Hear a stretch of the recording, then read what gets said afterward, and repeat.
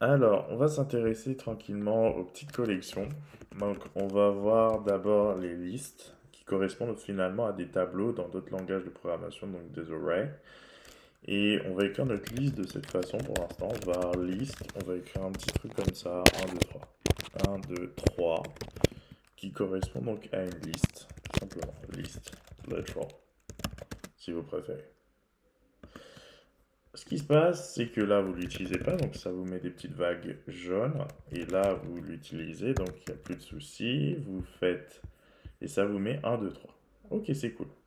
Mais on veut avoir plus d'informations sur le type de cette variable. Donc là, on sait maintenant que c'est vraiment une liste, mais une liste d'entiers. Donc c'est parfait. Vu qu'on a ça, on peut être explicite, par exemple, si on veut. Et donc tout fonctionne également. Donc voilà. Ensuite, là, on va mettre num à la place, puisque num, finalement, c'est le type dont hérite, effectivement, ou plutôt la classe dont hérite les classes int et les classes double. Donc, en l'occurrence, c'est parfait. On va pouvoir associer ça à ça, voire ajouter quelque chose de ce style. Alors, on va utiliser une méthode des listes, add, et on va ajouter 1,6, qui est un double, un double. Donc, un nombre réel et non plus un entier naturel.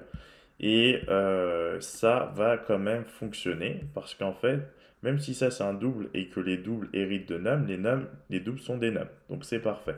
Donc, que ce soit des int ou des nums, ça fonctionne bien. Comme vous pouvez le voir, a bien mis, comme le runtime tap, list num. Donc c'est parfait. Ce que vous pouvez faire aussi, c'est partir du principe que ça peut être autre chose. String. Et là, qu'est-ce qui va se passer? Là, ça vous dit déjà qu'il y a une erreur. Donc on va enlever la généricité. On va essayer de voir. Ah, c'est dynamique maintenant. Donc si on met dynamique, ça devrait passer. Et ça passe. Donc on peut utiliser effectivement dans la généricité les dynamiques. Ok, donc c'est plutôt cool. Ensuite, je vais être plus précis.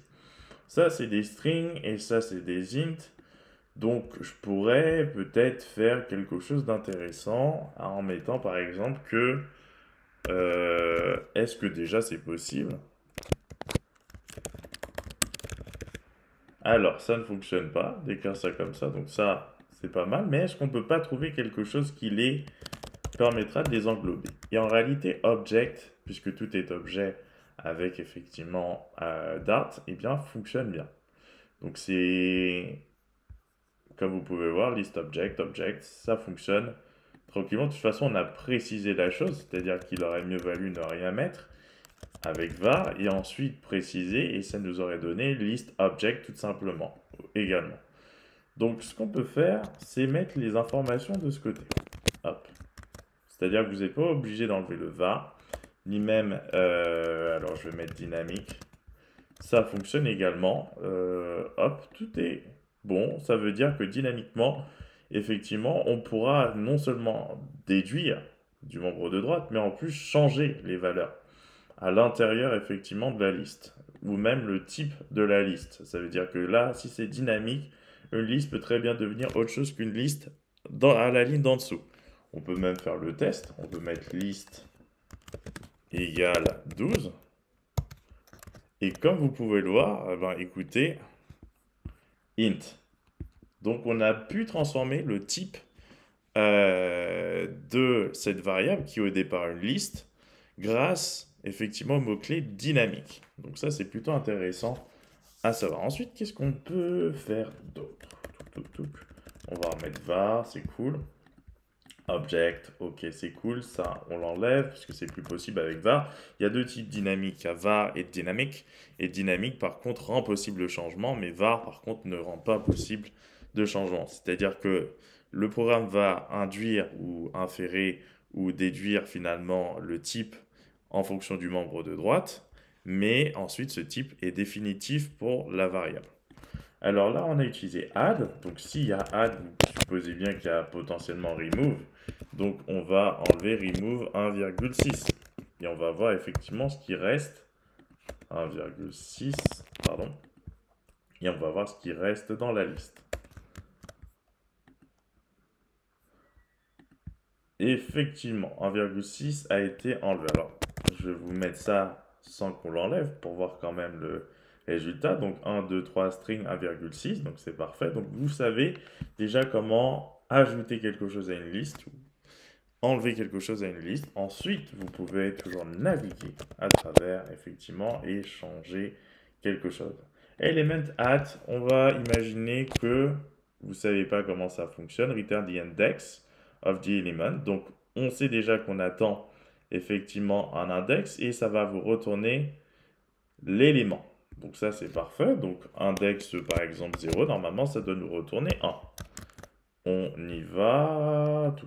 Hop. On va mettre ça là plutôt. Plus de point virgule inutile. Et on va voir ce que ça va nous retourner 1. Si on se met au quatrième, donc 0, 1, 2, 3, 4, c'est 1,6. Donc ça doit nous retourner 1,6.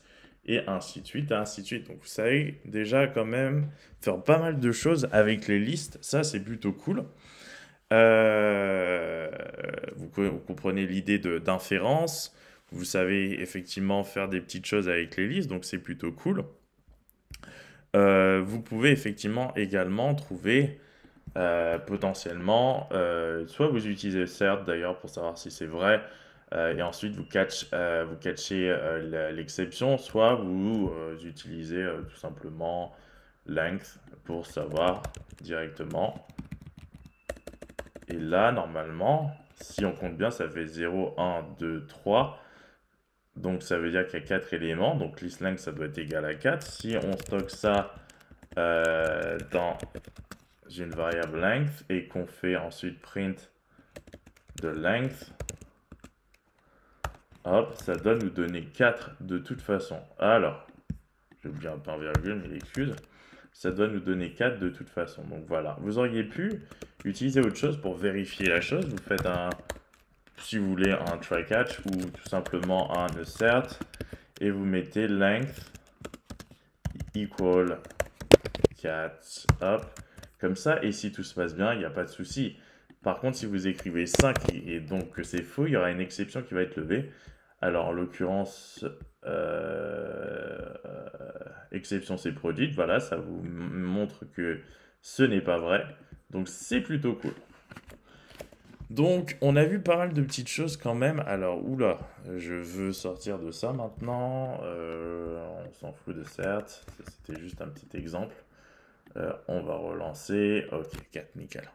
Donc, voilà ce que je voulais vous montrer dans le cadre de cette vidéo. Je pense qu'on va passer au set bientôt. Et à moins que je vois quand même les constantes avec vous, mais on verra ça par la suite. Hop, hop, hop.